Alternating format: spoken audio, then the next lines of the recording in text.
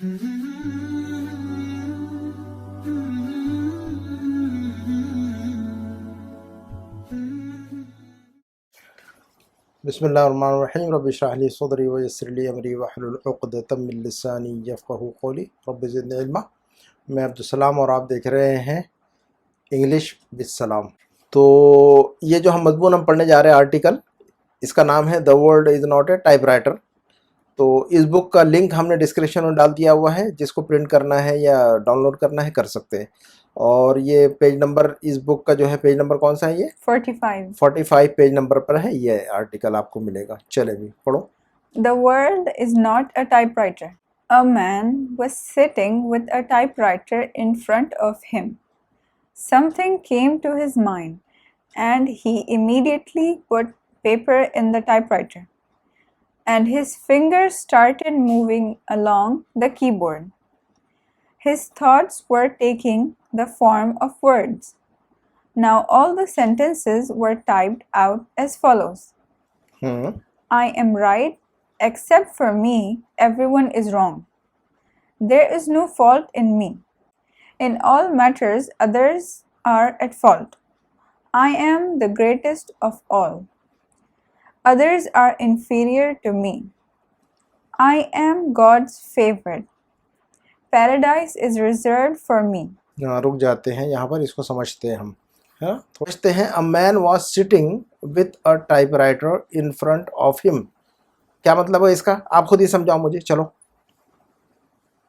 एक आदमी एक टाइपराइटर के अपने सामने लेकर बैठा था। हाँ, a man was sitting, एक आदमी बैठा हुआ था, with a typewriter, एक टाइपराइटर के साथ, in front of him, अपने सामने। ठीक है। Something came to his mind, उसके दिमाग में कुछ ख्याल आया। हाँ, उसके दिमाग में कोई बात आई। And he immediately put paper in the typewriter. हाँ, और उसने फौरन, immediately का मतलब फौरन, वेरी गुड। और फौरन ही उसने टाइपराइटर में कागज डाला। हाँ, and he immediately put paper in the typewriter. उसने फौरन ही पेपर डाला टाइपराइटर के अंदर। And his fingers started moving along the keyboard. और उसकी उंगलियां कीबोर्ड पर हरकत करने लगी।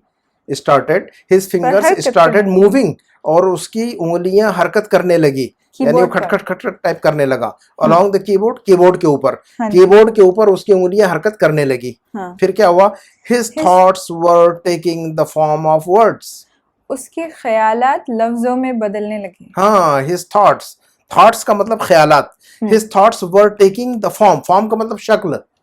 To take form का मतलब होता है किसी चीज की शक्ल इख्तियार करना। ठीक है ना? To take the form का मतलब क्या होगा? किसी चीज की शक्ल इख्तियार करना। तो अब जो ख्यालात उसके दिमाग में थे वो अल्फाज की शक्ल इख्तियार करने लगे। His thoughts were taking the form of words. उसके ख्यालात अल्फाज की शक्ल इख्तियार करने लगे। फिर क्या हुआ? Now all the sentences were typed out as follows. अब जो जुमले थे वो कुछ इस तरह टाइप हो गए। हाँ, now all the sentences were typed. अब जो है ना, उसने खटखट उंगलियां हरकत दी, तो जो है ना कुछ sentences were typed. Some sentences were typed out as follows. As follows का मतलब कुछ इस तरह, है ना? कुछ इस तरह जो है ना, क्या उसने टाइप किया देखो, उसके ख्यालात क्या थे, और टाइपराइटर पे उसने जब पेपर लगाया तो उसके ख्यालात क्या अल्फाज इख्तियार करते देखो। I am right, except for me, everyone is wrong. मैं सही हूँ। I am right, मैं ही हक पर हूँ। I am right, मैं ही हक पर हूँ। Except for me, everyone is wrong. Except for me का मतलब मेरे अलावा। Everyone is wrong, हर इंसान जो है ना गलती पर है, हर इंसान बातिल पर है। तो उसने एक जुमला लिखा, फटफट उसने टाइप किया, उसके ख्याल में ये था, उसके दिमाग में ये बात आई, उसने लिखा फौरन I am right, मैं ही हक पर हूँ। Except for me, everyone is wrong, मेरे सिवा सर जितने लोग हैं सब बातिल पर हैं। फिर दूसरी बात उसने लिखी, There is no fault in me, मुझ में कोई खामी नहीं है। हाँ, मेरा कोई कसूर नहीं है, मेरे अंदर कोई गलती नहीं है। There is no fault in me, fault का मतलब ऐब, कसूर। There is no fault in me, मेरे अंदर कोई कसूर नहीं है, मेरे अंदर कोई गलती नहीं है। In all matters, others are at fault. हर चीज में हाँ दूसरों की गलती है। हाँ, सारे मामलात के अंदर दूसरे ही लोग गलत है, कसूरवार है। There is no fault in me, मेरा कोई कसूर नहीं है। इन ऑल मैटर्स, हर मामले में, तमाम मामलात में। अदर्स आर एट फॉल्ट, दूसरे लोग ही गलती पर है। एट फॉल्ट का मतलब कसूरवार है। कहेंगे कि यू आर एट फॉल्ट, तुम कसूरवार हो। आई एम एट फॉल्ट, मैं कसूरवार हूं, है ना। अच्छा, उसके बाद I am the greatest of all, क्या फिर उसने और तीसरा जुमला लिखा उसने, I am the greatest of all, मैं ही सबसे बड़ा हूं। I'm the greatest of all, मैं सबसे ग्रेट, ग्रेटर, ग्रेटेस्ट, सुपरलेटिव और comparative. Great, greater, greatest. Great का मतलब बड़ा, ग्रेटर का मतलब निस्बतन बड़ा, ग्रेटर मतलब सबसे बड़ा, है ना। तो superlative and comparative and superlative, है ना। तो ग्रेटेस्ट क्या है, ये सुपरलेटिव डिग्री है, ठीक है। लेकिन जितने वर्ब्स भी आते हैं उनके भी सारे तीनों फॉर्म याद रखना चाहिए हमने। चलो, तो I'm the greatest of all, मैं सबसे बड़ा हूं। Others are inferior to me, सब मुझसे कमतर है, सब लोग मुझसे छोटे हैं, सब लोग मुझसे कमतर है। इंफीरियर का मतलब क्या होता है, कमतर। ग्रेटर का मतलब बड़ा, अजीमतर। तो अजीमतर कहेंगे कि मैं तुमसे कुछ कम नहीं हूं, I'm no inferior to you. किसी से अगर ये कहना होगा कि मैं तुमसे कुछ कम तो नहीं हूं, तो हम क्या कहेंगे वहां पर, ये लफ्ज इस्तेमाल। देखो ये एक्सप्रेशन, जब हम इंग्लिश पढ़ते हैं तो इंग्लिश पढ़ने का कैसा है, हाँ भाई, इंग्लिश पढ़ने के लिए क्या करना है, जब हम इंग्लिश में पढ़ते हैं, इंग्लिश पढ़ते हैं, ये कोई आर्टिकल पढ़ते हैं, कोई बुक पढ़ते हैं, तो लाजिमन जो है ना एक नोटबुक और एक पेंसिल पेन साथ में रखना चाहिए हमने, है ना। जो भी किताब हम पढ़ते हैं उसको अंडरलाइन कर लेना चाहिए, है ना, अच्छे जुमले। फिर जो है ना वो आर्टिकल या वो जो 2-4 पेज पढ़ लिया तो जो अंडरलाइन किया उसको नोटबुक में लिख ले और उसको याद कर ले, ताकि जो है ना हमारी जो वोकेबुलरी वो बिल्डअप होती रहे, हमारे जुमले जो है ना, जो है तब कभी लिखना हो या बोलना हो तो हमें आते हैं फिर वो। तो अगर किसी से कहना हो मैं तुमसे कम नहीं, तो कहेंगे I'm no inferior to you. तो इंफीरियर का मतलब होता है कमतर, ठीक है। तो उसने कहा कि भाई others are inferior to me, दूसरे लोग मुझसे कम है। अच्छा, आई एम गॉड्स फेवरेट, क्या मतलब, मैं खुदा का चहीता हूँ, मैं खुदा का महबूब और चहीता हूँ। फेवरेट का मतलब चहीता, पसंदीदा, महबूब। आई एम गॉड्स फेवरेट, मैं खुदा का पसंदीदा और चहीता हूँ। Paradise is reserve for me, जन्नत सिर्फ मेरे ही लिए बनी है। जन्नत सिर्फ मेरे लिए। रिजर्व होना मतलब देखो हम टिकट प्लेन के अंदर और ट्रेन के अंदर रिजर्व करते हैं कि नहीं, उसको बोलते हैं रिजर्वेशन। तो रिजर्व करने का मतलब अपने लिए महफूज कर लेना सीट को। तो कह रहा है कि पैराडाइज, पैराडाइज का मतलब जन्नत, और जन्नम को क्या कहते हैं इंग्लिश में, हेल। हेल। और जन्नत को क्या कहते हैं, पैराडाइज या हेवन। तो जन्नत के लिए 2 लफ्ज इस्तेमाल करते हैं इंग्लिश में, पैराडाइज भी कहते हैं हम और हेवन भी कहते हैं, HEAVEN। और जहन्नम कहते हैं हेल, हेल एंड हेवन, जन्नत और जहन्नम। और पैराडाइज भी कहते हैं। तो paradise is reserve for me, जन्नत मेरे लिए महफूज कर दी गई है, जन्नत के अंदर मेरी सीट महफूज है, ये मतलब जन्नत का रिजर्वेशन करके रखा है, वो ये समझता है। तो कह रहा है कि आई एम गॉड्स फेवरेट, मैं खुदा का चहीता और महबूब हूँ। Paradise is reserve for me, जन्नत मेरे ही लिए बनी है। चलो, तो अब पढ़ो आगे। The man was happy that whatever he wanted had been written down on paper. तो the man was happy क्या मतलब, कि वो आदमी खुश था, आदमी खुश था बड़ा, क्योंकि उसके दिमाग में जो था उसने लिख डाला, तो वो समझ रहा है कि जो लिख लिया वैसे ही होने वाला है ना। लेकिन ये रियल नहीं है, रियलिटी ये नहीं है। होता क्या है देखते आगे। The man was happy that whatever he wanted had been written down on paper. आदमी खुश था, क्यों खुश था कि दैट, क्योंकि whatever he wanted, जो कुछ वो चाहता था, जो कुछ वो अपने दिमाग में सोचता था, चाहता था, है ना। want का सेकंड और थर्ड फॉर्म क्या है, want, wanted, wanted। देखो ये एक्शन वर्ड है, इसको फेल कहते हैं, इसको इंग्लिश में वर्ब भी कहते हैं और एक्शन वर्ड भी कहते हैं। तो जो भी एक्शन वर्ड या वर्ब आता है उसके फर्स्ट, सेकंड और थर्ड फॉर्म याद रखना चाहिए। want चाहता, चाहना, wanted चाहा, wanted चाहा, है ना। तो what ever he wanted, what ever का मतलब क्या होता है, जो कुछ, जो कुछ। वॉट एवर ही वॉन्टेड, जो कुछ उसने चाहा था, है ना। हैड बीन रिटन डाउन, वो चीज जो है ना लिख दी गई है, ऑन पेपर, पेपर के ऊपर, यानी उसने जो है ना टाइप कर दिया हुआ है, जो उसके माइंड में था उसने लिख दिया हुआ है। But man's misfortune is that the world in which he lives is not a typewriter. हाँ, but man's misfortune, misfortune का मतलब क्या होता है बोलो, बदकिस्मती, बदकिस्मती, बैड लक। फॉर्च्यून का मतलब होता है किस्मत, किस्मत, है ना। फॉर्च्यून का मतलब क्या होता है, किस्मत, है ना। और मिसफॉर्च्यून का मतलब क्या होता है? बदकिस्मती, बदकिस्मती है ना? तो कहेंगे कि but man's misfortune is that, लेकिन आदमी की बदकिस्मती ये है, the world in which he lives, कि वो दुनिया जिसमें वो जीता है, ये जी रहा है, इज नॉट अ टाइपराइटर, वो कोई टाइपराइटर तो नहीं है, वो जिस दुनिया में रह रहा है वो ख्याली दुनिया में रह रहा है वो तो, है ना? तो समझ में आएगा जुमला? But man's misfortune is that, लेकिन आदमी की ये जो बंदा है, इस आदमी की बदकिस्मती यह है कि the world in which he lives, वो जिस दुनिया में जी रहा है, इज नॉट ए टाइपराइटर, वो कोई टाइपराइटर नहीं है वो, कि वो जो चाहेगा टाइप कर लेगा उंगलियों को हरकत देकर। यहाँ तो रियलिटीज को जो है ना फेस करना पड़ेगा। तो आगे बढ़ते हैं, समझो उसको। The way he made his thoughts real on a paper could not be done in this real world. हाँ, कह रहे हैं कि the way he made his thoughts real on a paper, जिस तरीके से, the way he made his thoughts, the way का मतलब जिस तरह, है ना? the way he made his thoughts, वो तरीका जिसके जरिए से उसने अपने ख्यालात को मुंतकिल किया, या made his thoughts real, उसने अपने ख्यालात को हकीकत में तब्दील किया, is not on A paper, paper के ऊपर, कुड नॉट बी डन, ये जो है ना ऐसा नहीं हो सकता है, कुड नॉट बी डन, ऐसा नहीं हो सकता, ऐसा नहीं किया जा सकता है, इन दिस रियल वर्ल्ड, इस हकीकत की दुनिया में। तो उसने टाइपराइटर के अपने ख्यालात को टाइपराइटर के जरिए से जो मुंतकिल कर दिया, ख्यालात को टाइपराइटर के जरिए से पेपर पे, तो ये रियल दुनिया के अंदर, रियल वर्ल्ड में, हकीकी दुनिया में ऐसा मुमकिन नहीं है ना, कि वो जो चाहे जो है ना लिख ले वो अपने मर्जी से, है नहीं? तो कह रहे हैं कि the way he made his thoughts real on A paper, उसने जिस तरह से अपने ख्यालात को मुंतकिल किया हकीकत में पेपर के ऊपर, कुड नॉट बी डन, नहीं किया जा सकता है वो, इन दिस रियल वर्ल्ड, इस हकीकी दुनिया के अंदर।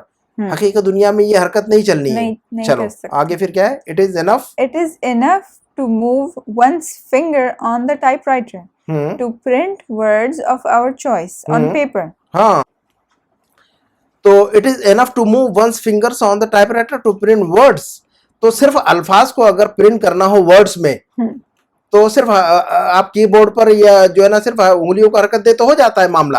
आपके ख्यालात में कुछ, आपके दिमाग में कुछ ख्यालात है, आपको उनको लफ्जों में मुंतकिल करना, तो क्या करेंगे आप? कीबोर्ड पर आप जो है ना सिर्फ उंगलियां चलाएंगे तो मुंतकिल हो जाएंगे ख्यालात जो है ना पेपर पे। तो लेकिन हकीकत में ऐसा नहीं होगा। लेकिन वो आगे तो कह रहे कि it is enough to move one's fingers, इतना काफी है ना? इट इज एनफ का मतलब ये बात काफी है, टू मूव वंस फिंगर्स, महज अपनी उंगलियों को हरकत देना काफी है, ऑन द टाइपराइटर, टाइपराइटर के ऊपर या कीबोर्ड के ऊपर, to print words of our choice, अपनी पसंद के अल्फाज को प्रिंट करने के लिए। तो अपनी पसंद के अल्फाज को टाइप करने के लिए, ये छापने के लिए कीबोर्ड पर उंगलियां चलाना महज काफी है, ऑन पेपर, पेपर के ऊपर। But one has to perform, लेकिन आदमी को, बट वन का मतलब the person, but one has to perform a long and extensive struggle in the real world, लेकिन इंसान को परफॉर्म करना पड़ता है। But one has to perform, perform का मतलब क्या होता है? अमल करना पड़ता है। हाँ, कोई चीज जो है ना अमल करना, कोई एक्शन करना, परफॉर्मेंस कहते हैं इसीलिए, कारकर्दगी, है ना? इंसान को कुछ कारकर्दगी दिखानी पड़ती है, कुछ कोशिश करना पड़ता है प्रैक्टिकली, अमली तौर पर। बट तो इंसान उंगलियों को हरकत देकर पेपर पर अल्फाज को मुंतकिल कर सकता है, लेकिन but one has to perform a long and extensive, extensive का मतलब इमेंस, शदीद, तवील, है ना? तो वन हैज टू परफॉर्म, आदमी को अदा करना पड़ता है, या आदमी को करना पड़ता है कोशिश, अ लॉन्ग एंड एक्सटेंसिव स्ट्रगल, एक जो है ना तवील जिद्दोजहद करनी पड़ती है। तो कोशिश करना और जिद्दोजहद करने को क्या कहेंगे इंग्लिश में? To perform long and extensive struggle. इंसान को एक सख्त जिद्दोजहद करनी पड़ती है। उर्दू में क्या कहेंगे हम इसको? इंसान को एक सख्त जिद्दोजहद करनी पड़ती है नहीं? तो one has to perform a long and extensive struggle, आदमी को लंबी और सख्त जिद्दोजहद करनी पड़ती है। स्ट्रगल का मतलब क्या होगा? जिद्दोजहद। उर्दू भी सीखना है ना हमें। जिद्दोजहद, जिद्दोजहद नहीं बोलते, जिद्दुन व जुहदुन अरबी का लफ्ज है ये, जिद्दोजहद है, जिद्दोजहद नहीं है ये। सब लोग जिद्दोजहद बोलते हैं उर्दू में, गलत है ये। जिद्दुन व जुहदुन अरबी के दोनों लफ्ज है ये। तो जिद्दोजहद बोला करो आप लोग, जिद्दोजहद नहीं, जहद नहीं, जुहद, जिद्दुन व जुहदुन। अच्छा, तो हमारे जो लोग अरबी सीखना चाहते हैं, हमारे अरबी क्लासेस देखें, है ना? सलाम एजुकेशन इंस्टीट्यूट हमारा चैनल है, अरबी सिखाते हैं हम उस पर, तो जाकर अरबी भी सीखें उस पर। अच्छा, तो and long extensive struggle, struggle का मतलब जिद्दोजहद, इन द रियल वर्ल्ड, हकीकी दुनिया में, इन द रियल वर्ल्ड, हकीकी दुनिया में इंसान को तवील और सख्त जिद्दोजहद करनी पड़ती है। किस लिए? To make one's thoughts come true, to make one's thoughts come true, हाँ, अपने ख्यालात को हकीकत में तब्दील करने के लिए। अपने थॉट्स का मतलब ख्यालात ना, ख्यालात को, हाँ, तो ख्यालात को हकीकत में तब्दील करने को इंग्लिश में क्या कहेंगे? ट्रांसफॉर्म वंस थॉट्स या make one's thoughts come true, है ना, या transform one's thoughts into reality, ऐसा भी कह सकते हैं हम। अच्छा, उसके बाद It is not just a question of moving one's finger on a keyboard. हाँ, महज जो है ना, it is not just a question of moving one's fingers on a keyboard, महज जो है ना उंगलियों को कीबोर्ड के ऊपर हरकत देने से नहीं होता है। It is not just a question of moving one's fingers on a keyboard, महज उंगलियों को कीबोर्ड पर हिला देने से और हरकत देने से नहीं हो जाता है काम। द रिजल्ट इज ऑब्वियस, नतीजा जो है ना बिल्कुल वाज़ेह है। आप जो है ना सिर्फ उंगलियों को हरकत देंगे कीबोर्ड पर, और जो अपने आपके दिमाग में जो ख्यालात हैं कि मैं पहला नंबर हूँ दुनिया का आदमी, मैं दुनिया का सबसे बड़ा इंसान हूँ, मैं जो है ना हमेशा अकबर हूँ, दूसरे लोग सारे, आपके दिमाग में जो ख्यालात आ रहे थे फटफट आप टाइप कर दें, तो ऐसा नहीं होने वाला। रियल वर्ल्ड में ऐसा नहीं होने वाला। द रिजल्ट इज ऑब्वियस, नतीजा बिल्कुल वाज़ेह है, नतीजा बिल्कुल वाज़ेह। रिजल्ट का मतलब नतीजा, ऑब्वियस का मतलब क्लियर, वाज़े, उर्दू में कहेंगे वाज़े, तो नतीजा बिल्कुल वाज़े है, ऐसा नहीं होने वाला है। आपको हकीकत में ऐसा नहीं मिलेगा जो आपने लिख लिया कीबोर्ड के जरिए से, ठीक है। Whereas the typist had achieved apparently everything in the world of words, he was totally deprived of any such result in the outside world. हाँ, तो ये कह रहे हैं कि the result is obvious, नतीजा बिल्कुल वाज़ेह है। क्या वाज़ेह है? whereas का मतलब जबकि, है ना, जबकि the typist, टाइप करने वाले ने, had achieved, हासिल कर लिया। अचीव का मतलब होता है हासिल करना। The typist had achieved apparently everything in the world of words, बज़ाहिर, अपैरेंटली का मतलब बज़ाहिर, ऐसा कहेंगे। उर्दू में क्या कहेंगे हम इसको? अपैरेंटली, बज़ाहिर उसने हासिल कर लिया है। बज़ाहिर का मतलब देखने में, उर्दू में कहते हैं कि ना हम, देखने में तो ऐसा लग रहा है कि उसने हासिल कर लिया है, बज़ाहिर तो उसने हासिल कर लिया है, तो उसको कहेंगे इंग्लिश में अपैरेंटली, है नी। तो कहेंगे whereas the typist had achieved apparently everything in the world of words, बज़ाहिर उसने लफ्जों की दुनिया में तो हर चीज हासिल कर ली है। whereas, बोलो आप, तर्जुमा करो आप। बज़ाहिर उसने लफ्जों the typist had achieved, तर्जुमा करो पूरा word to word। whereas the typist had achieved, हाँ, apparently everything in the world of words, हाँ, क्या मफ़हूम हुआ इस जुमले का? बज़ाहिर उसने लफ्जों की दुनिया में सब कुछ हासिल कर लिया है। He was totally, लेकिन हकीकत में क्या हुआ? He was totally का मतलब पूरे तौर पर, मुकम्मल तौर पर। Deprive का मतलब होता है महरूम होना, महरूम, पता है क्या आपको? हाँ जी। Deprive, deprived, first second and third form याद रखें। अच्छा, deprive जो है ना ऑफ के साथ इस्तेमाल होता है हमेशा, प्रेपोजिशन। देखो इंग्लिश के अंदर हर जुबान में प्रेपोजिशन होते हैं, जैसे अरबी में होते हैं, हम अरबी सिखाते हैं तो सबको पता है।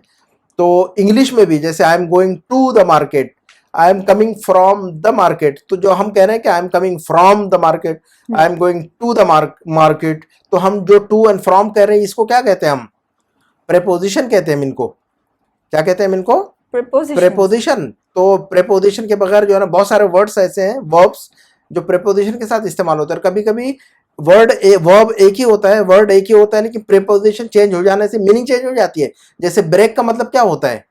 तोड़ना। ब्रेक का मतलब तोड़ना, लेकिन ब्रेक के साथ अगर अप लगा दें, ब्रेक अप का मतलब क्या होगा?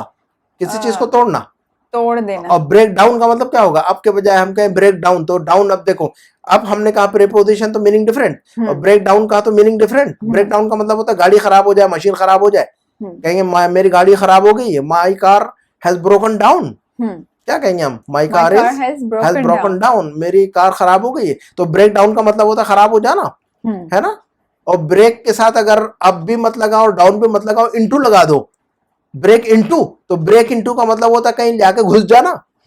कहेंगे कि चोर मेरे घर में जाकर घुस गया, he broke into my house। हाँ, the thief has broken into my house। चोर मेरे घर में घुस गया तो देखो ब्रेक इनटू है कि नहीं, और ब्रेक के साथ इनटू भी मत लगाओ, ब्रेक के साथ आउट लगाओ, ब्रेक आउट। तो ब्रेक आउट का मतलब होता है जंग छिड़ जाना या कोई बीमारी फैल जाना। कहेंगे कि भाई जो है ना कोरोना की बीमारी फैल गई दुनिया में, द कोरोना डिसीज या the corona pandemic has broken out. हाँ, पैंडेमिक जो है ना पूरी दुनिया में फैल गई। तो देखो लफ्ज ब्रेक एक ही है, ब्रेक जो वर्ड है वो एक ही है, लेकिन break up, break down, break in, break out, up अप डाउन इन आउट सारे प्रेपोजिशन है ये, और प्रेपोजिशन से मीनिंग चेंज हो रही सारी है। लफ्ज ब्रेक ब्रेक ब्रेक ब्रेक सारा एक ही है। तो हमेशा जो है ना याद रखना चाहिए, वर्ब जब भी हम लफ्ज याद रखें तो उसके साथ उसका प्रेपोजिशन भी। तो डिप्राइव जो है ना हमेशा ऑफ के साथ इस्तेमाल होता है ना। डिप्राइव ऑफ का मतलब क्या होता है, किसी चीज से महरूम करना या होना, है ना। तो कहेंगे कि he was totally deprived of any such result in the outside world। तो ख्यालात की दुनिया में उसने टाइप कर लिया था, मगर he was totally deprived of any such result, इस तरह का कोई भी नतीजा जो है ना उसको मिला नहीं है, वो महरूम रहा। he was deprived, वो महरूम रहा, वो महरूम था, of any such result, इस तरह के किसी भी नतीजे से, in the outside world, बाहर की दुनिया में। हकीकत की दुनिया में उसको ये नतीजा नहीं मिल सका, ख्यालात की दुनिया में था सिर्फ। तो however, अच्छा, however unpleasant it may appear to us, however unpleasant, however का मतलब होता है however, मतलब चाहे जितना भी, खा कितना भी, है ना। तो however unpleasant किसको कहते हैं, नागवार, कोई चीज जो हमें पसंद नहीं आती है। प्लेजेंट का मतलब जो चीज अच्छी लगती है हमको। द वेदर इज प्लेजेंट, कहते हैं मौसम बहुत अच्छा है। मौसम अच्छा है तो क्या कहते हैं हम इंग्लिश में, द वेदर इज प्लेजेंट। लेकिन मौसम खराब है तो कहेंगे the weather is unpleasant, the weather is bad, यानी द वेदर इज अनप्लेजेंट। तो जो चीज अच्छी हो वो खुशगवार हो तो उसको क्या कहेंगे, प्लेजेंट। और जो चीज नागवार हो या ना खुशगवार हो तो उसको कहेंगे अनप्लेजेंट। तो कह रहे हैं कि how ever unpleasant it may appear, appear का मतलब लगना, अपियर का मतलब क्या होता है, लगना। मुझे ऐसा लगता है, इट अपियर्स टू मी, मुझे ऐसा लगता है कि आप बीमार हैं। It looks like you are sick, it appears to me that you are sick, ऐसा। अपियर मतलब सीम्स, हाँ, it seems to me, it appears to me का मतलब इट सीम्स टू मी, मुझे ऐसा लगता है कि, है ना, मुझे ऐसा लगता है कि आप ऐसे हैं, मुझे ऐसा लगता है कि आप ऐसे हैं, मुझे ऐसा, तो मुझे ऐसा लगता है, मुझे ऐसा लगता है, मुझे ऐसा लगता है, तो it appears to me, it seems to me, ये यूज करेंगे, है ना। तो अपीयर यहाँ लफ्ज इसी माना में इस्तेमाल हो रहा है। तो हाउ एवर का मतलब होगा खा कितना भी, हाउ एवर का तर्जुमा क्या होगा यहाँ, खा कितना भी, हाउ एवर अनप्लेजेंट, खा कितना भी नागवार हो, है ना। इट में अपियर ये लगे, तो हाउ एवर अनप्लेजेंट इट में अपियर टू अस, खा कितना भी नागवार लगे हमें ये बात, लेकिन इट इज ए फैक्ट, लेकिन ये हकीकत है। तो चाहे हमें ये बात चाहे जितनी भी नागवार लगे, but it is a fact, that fact का मतलब हकीकत। फैक्ट को इंग्लिश में एक लफ्ज और इस्तेमाल होता है, रियलिटी। हकीकत के लिए क्या लफ्ज इस्तेमाल होता है, फैक्ट भी इस्तेमाल होता है और रियलिटी भी होता है ना। तो it is a fact that, ये हकीकत है कि, क्या हकीकत है, the world is not a typewriter for us, दुनिया हमारे लिए कोई टाइपराइटर नहीं है। तो खा हमें जो है ना किसी को, हमें खा ये बात चाहे जितनी ही नागवार लगे, लेकिन ये एक हकीकत है कि दुनिया हमारे लिए कोई टाइपराइटर नहीं है कि हम अपनी मर्जी से जो चाहे टाइप कर ले यहाँ पर, है ना। हम लिख ले के पूरा इंडिया मेरा है, टाइपराइटर पे लिखने से और अपने पेपर पे लिख लेने से इंडिया हमारा नहीं हो जाता और दुनिया हमारी नहीं हो जाती। और लिख ले के मैं जो है ना अमेरिका का सदर हूँ, तो लिखने से नहीं होगा ऐसा। हाँ जी, चलो, अच्छा, तो फिर क्या हुआ आगे, we are not its typist, हम इसके टाइपिस्ट नहीं है ना, एंड वी कैन नॉट, है ना। अच्छा, तो we are not its typist, इस दुनिया के हम टाइपिस्ट नहीं है। इट्स का मतलब इस दुनिया के टाइपिस्ट नहीं है हम, कि दुनिया में हम जो टाइप करेंगे वैसे ही होने लगेगा, ये कह रहे हैं। And we can not just by the movement of our fingers draw anything we like, और कह रहे हैं कि भी ऐसा नहीं हो सकता है। वी कैन नॉट, हम नहीं कर सकते, वी कैन नॉट, हम नहीं कर सकते। हाँ, कैन और नॉट अलग अलग नहीं है, कैन नॉट एक जैसा लिखते हैं हम, एक ही साथ में लिखना पड़ता है, वन वर्ड है ये। We can not, and we can not draw anything we like, और हम नहीं ड्रॉ कर सकते हैं या नक्श कर सकते हैं एनीथिंग, कोई भी चीज, वी लाइक जिसे हम पसंद करें, on the map of the world, दुनिया के नक्शे पर, दुनिया की सतह पर, मैप को हम सरफेस भी लिख सकते हैं यहाँ पर, on the surface of the world, दुनिया की सतह पर हम जो चाहे लिख ले, तो ऐसा मुमकिन नहीं है। तो कह रहे हैं कि वी कैन नॉट ड्रॉ, असल में ये है कॉमा के बाद जो है ना, just by the movement of our fingers, ये जो है ना ये कॉमा के अंदर है, इन्वर्टेड कॉमा में है ना, यह कॉमा के बाद है ना, सिर्फ महज उंगलियों को हरकत देकर, तो महज अपनी उंगलियों को हरकत देकर we can not draw anything we like, हम नहीं नक्श कर सकते हैं, ड्रॉ कर सकते हैं कोई भी चीज जो हमें पसंद आए, जो हमें अच्छी लगे, on the map of the world, दुनिया की सतह पर, दुनिया के नक्शे पर, है ना। तो महज उंगलियों को हरकत देकर हम दुनिया की सतह पर या दुनिया के नक्शे पर हम अपनी मर्जी की कोई भी चीज नहीं लिख सकते हैं, ये मतलब है। तो फिर आगे क्या होगा, this is a world of grave realities. Grave का मतलब एक होता है कब्र, हाँ, आपको पता होगा, हाँ जी, कब्र को कहते हैं इंग्लिश में ग्रेव, और ग्रेव का एक माना होता है सीरियस। कभी सुना है आपने ये लफ्ज सीरियस? उर्दू कहेंगे संगीन, कहेंगे कि भी it is a grave offence, बड़ा संगीन जुर्म है ये, तो जो आपने कहेंगे कि आपने बड़ा संगीन जुर्म जो है ना किया है, यू हैव कमिटेड है ग्रेव ऑफेंस। तो ग्रेव का दो मतलब, ग्रेव का मतलब कब्र भी, और यहाँ पर ग्रेव का मतलब संगीन, सीरियस, है ना। तो कह रहे हैं कि पढ़ो, this is a world of, this is a world of grave realities. ये जो दुनिया है ये इंतहाई संगीन हकीकतों की दुनिया है, दुनिया ये इंतहाई सीरियस और ग्रेव, सीरियस, ग्रेव का तर्जुमा क्या करेंगे, सीरियस, है ना। This is a world of grave reality, reality की जमा रियलिटीज, रियलिटी का मतलब हकीकत, और रियलिटीज का मतलब हकाइक, हकाइक उर्दू में क्या कहेंगे हम, उर्दू भी याद करना है हमने, जिन लोगों को, जिस आप उर्दू सीखे और जिन लोगों को उर्दू आती है वो इंग्लिश सीख रहे हैं इसके जरिए से। This is a world of grave realities, ये जो दुनिया है संगीन हकीकतों की दुनिया है, and it is not only by adjusting, अच्छा पढ़ो चलो, this is a world of grave realities, and it is only by adjusting to realities that we can achieve anything in this world. तो ये कह रहे हैं कि ये दुनिया जो है ना संगीन हकीकतों की दुनिया है, and it is only by adjusting to realities, और सिर्फ हकीकतों के साथ मुताबिकत करके ही हम क्या कर सकते हैं, we can achieve anything in this world, हम इस दुनिया में कोई भी चीज हासिल कर सकते हैं। तो दुनिया में हासिल करने के लिए क्या है, हमें हकीकतों के साथ अपने आप को मुताबिकत करना पड़ेगा, हम आहंगी इख्तियार करना पड़ेगा, है कि नहीं। तो जुमला समझ में आ रहा है, it is only by adjusting to realities, सिर्फ जो है ना हकाइक के साथ मुताबिकत करके ही ऐसा हो सकता है कि दैट वी कैन अचीव, हम हासिल कर सकते हैं, है ना, एनीथिंग, कोई भी चीज इन दिस वर्ल्ड, इस दुनिया में। तो इस दुनिया में कोई भी चीज हासिल करना है तो हमें क्या करना पड़ेगा, हकाइक के साथ मुताबिकत इख्तियार करना पड़ेगा, हकाइक के साथ अपने आप को हम आहंग करना पड़ेगा, जोड़ना पड़ेगा। हाँ, ऐसा सिर्फ जो है ना ख्याली दुनिया में नहीं हो सकता है। चलो आगे बढ़ते हैं। Man has a tongue and a pen with which he can express whatever he wants to. हाँ, man has a tongue, tongue का मतलब जुबान, TONGU, टंग, है ना।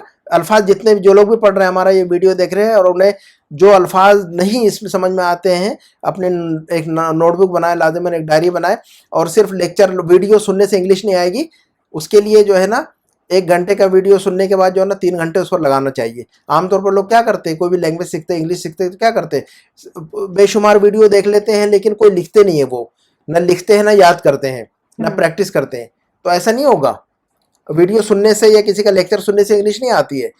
आप इस सिलसिले में हम जो भी पढ़ा रहे हैं उन अल्फाज को आप लिखिए, अच्छे अच्छे जुमले इसमें से नोट कीजिए, डायरी में लिखिए, उनको रटिए, रट्टा मारिए, उसको याद कीजिए, उसको लिखिए डायरी में। लोगों को फिर जो है ना, जब एक टाइम आएगा कि आपको जो है ना ये अल्फाज याद हो जाएंगे, फिर जो है ना आपकी जुबान पे चल पड़ेंगे, है ना।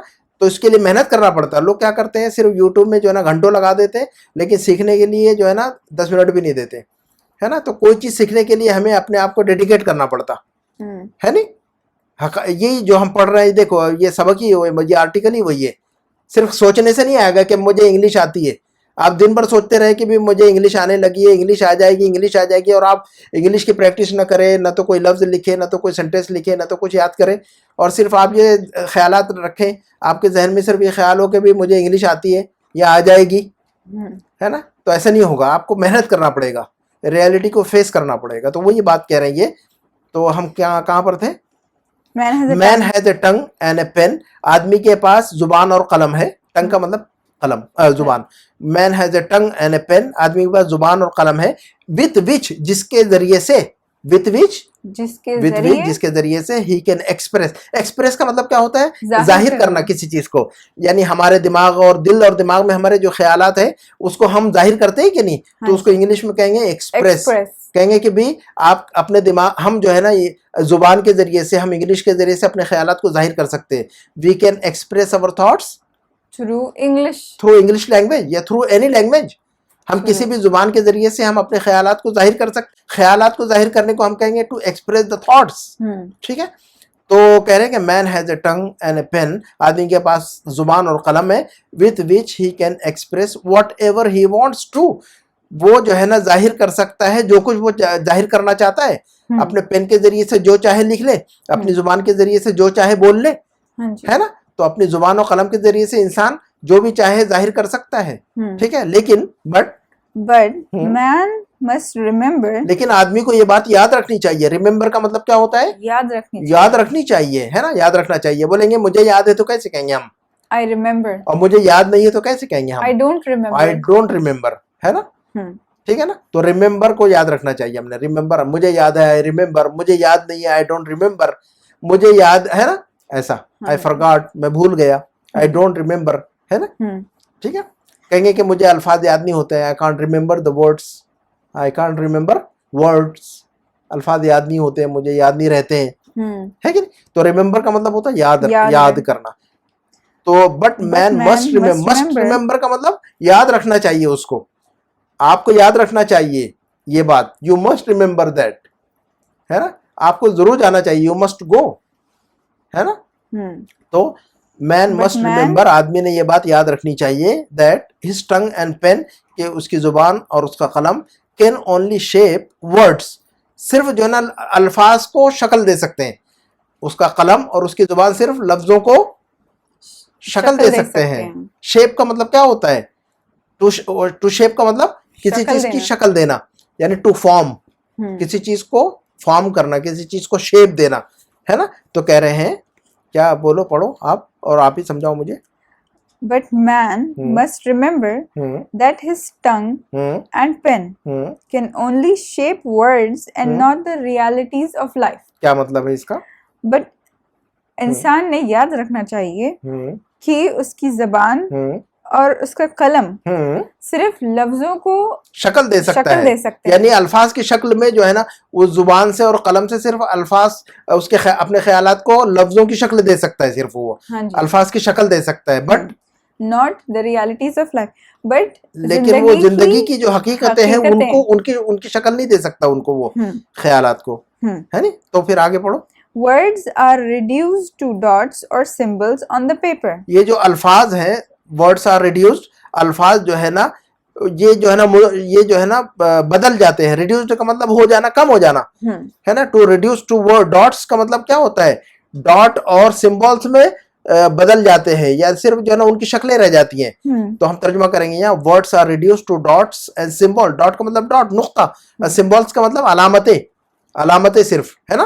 तो words are reduced to dots और सिंबल्स ऑन द पेपर।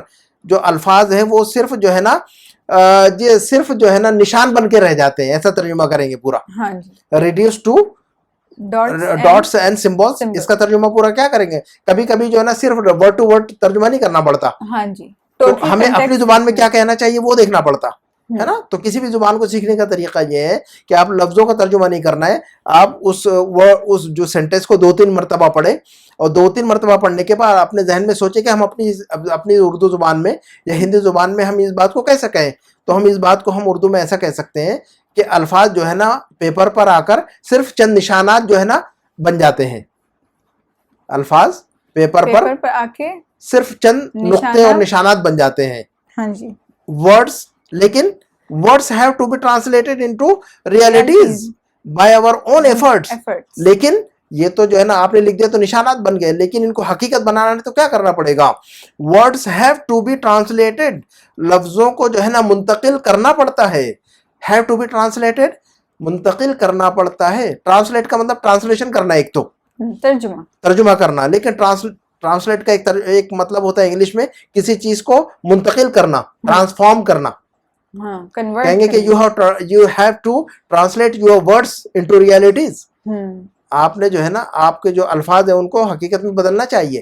तो ट्रांसलेट का मतलब सिर्फ ट्रांसलेट करना नहीं होता है, ट्रांसलेशन, ट्रांसलेट का मतलब मुंतकिल करना, टू फॉर्म, ट्रांसफॉर्म करना, है ना? हाँ, बदलना, मुंतकिल करना उर्दू में कहेंगे। Words have to be translated, अल्फाज को मुंतकिल करना पड़ता है, तर्जुमा करना पड़ता नहीं बोलना यहाँ पर आपने, मुंतकिल बोलना पड़ेगा आपको। Words have to be translated, अल्फाज को मुंतकिल करना पड़ता है, कहाँ? इनटू रियलिटीज, हकाइक के अंदर, लफ्जों को हकाइक में तब्दील करना पड़ता है, लफ्जों को, अल्फाज को हकाइक में मुंतकिल करना पड़ता है। बाय, कैसे? बाय आवर ओन एफर्ट्स, अपनी कोशिशों के जरिए से। एफर्ट का मतलब क्या होता है? कोशिश। कोशिश। तो देखो, कोशिश के लिए एक लफ्ज पढ़ा हमने एफर्ट, कोशिश के एक लफ्ज ऊपर पढ़ा हमने स्ट्रगल। तो जो भी अल्फाज हम पढ़ते हैं उनको लिखना है आपने, कोशिश, जिद्दोजहद, अमल, हकीकत, ख्यालात, ये सारे अल्फाज को लिखना है। ख्यालात, थॉट्स, हकाइक, रियलिटीज, है ना?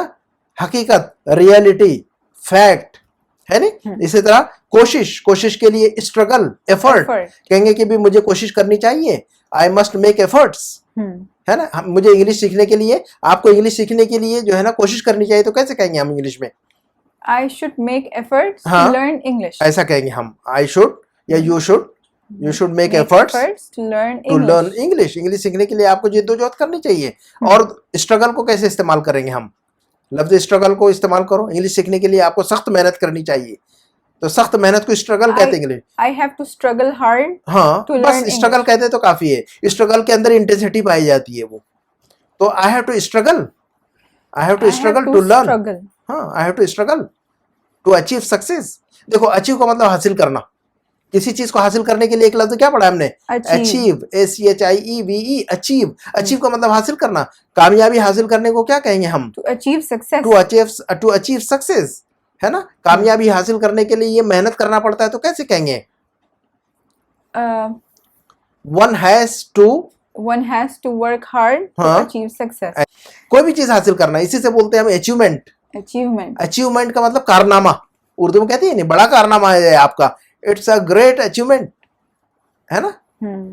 बड़ा कारनामा को क्या कहेंगे इंग्लिश में? Great achievement. तो अचीव से अचीवमेंट। तो देखो, एक ही लफ्ज अगर हम हासिल पढ़ ले, एक आर्टिकल को हमने 3 मरतबा पढ़ना चाहिए। लोग क्या करते हैं गलती, इंग्लिश पढ़ने वाले या कोई भी जुबान पढ़ने वाले, एक उसूल याद रखना है, रूल याद रखना है। एक आर्टिकल को, मैं जरूरी नहीं है कि आप मेरा ही आर्टिकल या मेरा ही वीडियो देखें आप, मैं आपको तरीका बता रहा हूँ, जो लोग भी हमारा वीडियो दे रहे हैं उनको मैं हिंट दे रहा हूँ कि आपको यही किताब आप डाउनलोड कर ले, मसलन मैं समझा रहा हूँ मसलन इसमें, तो आपको अच्छी समझ में आ जाएगा ये आर्टिकल। अब इस किताब को डाउनलोड करें और इस आर्टिकल को 3 मरतबा खुद से पढ़ें आप, और खुद से पढ़ें और खुद से सोचें और खुद से तर्जुमा करें उसका, और जो अल्फाज मुश्किल लग रहे हैं उसको अंडरलाइन करें आप, और नोटबुक में याद लिख लें उसको, और जो अच्छे सेंटेंस है उसको लिख ले, है ना?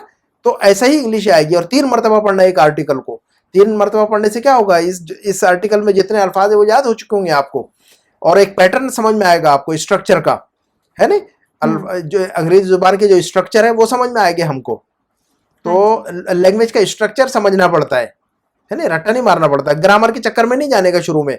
एक्टिव वॉइस, पैसिव वॉइस, है ना, noun, pronoun, verb, adverb, adjective, preposition, conjunction, interjection, ऐसे ये जो है ना टर्म्स जो है ना ऐसा घुमाना नहीं दिमाग में, पागल हो जाता है आदमी। पहले जो है ना पढ़ना शुरू करें, पढ़ते रहे 6 महीने जो है ना बगैर किसी ग्रामर के पढ़ते रहे, सिर्फ just go through, keep reading, है ना? तो उसके बाद जो है ना इंशाल्लाह एक टाइम आएगा कि आपको अंडरस्टैंडिंग पैदा होगी, समझने लगेंगे आप बात को।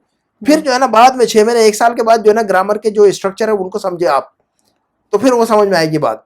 तो हम आगे बढ़ते हैं और बात को हम कंक्लूड करते हैं। कंक्लूड करने का मतलब खत्म करते हैं हम, कंक्लूजन, इसी से कंक्लूजन, है ना? So will shortly conclude our video. चलो, तो कह रहे हैं कि words have to be translated into realities by our own efforts, हमारी खुद की कोशिशों से। डिटर्मिनेशन एंड एक्शंस, डिटर्मिनेशन का मतलब अज़्म और इरादा। डिटर्मिनेशन का मतलब क्या होता है? मजबूत इरादा और मजबूत अज़्म को कहते हैं, उर्दू में कहते हैं अज़्म इरादा, उसको इंग्लिश में कहेंगे डिटर्मिनेशन, है ना? डिटरमिन करना, बोलेंगे कि मैंने ये अज़्म कर लिया कि इंग्लिश सीखूंगा, मैंने इस बात का अज़्म करके रखा है कि इंग्लिश सीख कर ही रहूंगा, तो हम इंग्लिश में कैसे कहेंगे इसको? I have determined. डिटरमिन्ड ऐसा बोलो, डिटरमाइंड नहीं, I have अंडरमाइन मत करो इंग्लिश को। अच्छा I have determined to हाँ। study English. हाँ, I have determined to study English, मैंने अज़्म कर रखा है कि इंग्लिश सीख कर ही रहूंगा। तो देखो आई हैव डिटरमिन्ड, मैंने ये बात जो है ना इरादा करके रख लिया है, इस बात का अज़्म पुख्ता इरादा करके रखा हुआ है। तो देखो, तो by our own efforts, determination and actions, Actions. तो अल्फाज को मुंतकिल करना पड़ता है हकीकत के अंदर, काय के जरिए से, किस चीज़ के जरिए से, कोशिशों के जरिए से, हमारी अपनी कोशिशों के जरिए से, और डिटर्मिनेशन और अपने मजबूत इरादे के जरिए से, एंड एक्शंस और अपने अमल के जरिए से। हाँ जी। तो अमल और इरादा और कोशिश, इसके जरिए से जो है ना हम अपने अल्फाज को हकीकत में तब्दील कर सकते हैं। अदरवाइज चलो आखिरी जुमला आप पढ़ लो बरकत का। Otherwise all will be lost, क्या मतलब होना हो इसका? वरना सब कुछ खो जाएगा, सब कुछ तो गुम हो जाएगा फिर। All will be lost, lose, lost, lost, lose का मतलब किसी चीज को खो देना।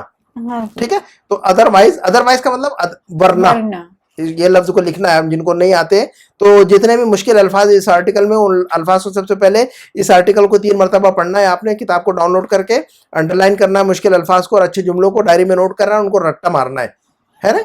इंशाअल्लाह जो है ना, अगर आप 6 महीने ये हैबिट करेंगे, if you make this practice, इंशाअल्लाह with in 6 months you will be able to speak English and to read English and to understand English, inshallah. I learn English the same way. ठीक है, इंशाल्लाह इस पे इक्तफा करते हैं। सुब्हानकल्लाहुम्मा व बिहम्दिका, अशहदु अल्ला इलाहा इल्ला अंत, अस्तगफिरुका व अतूबु इलैक। वस्सलामु अलैकुम व रहमतुल्लाहि व बरकातुहू।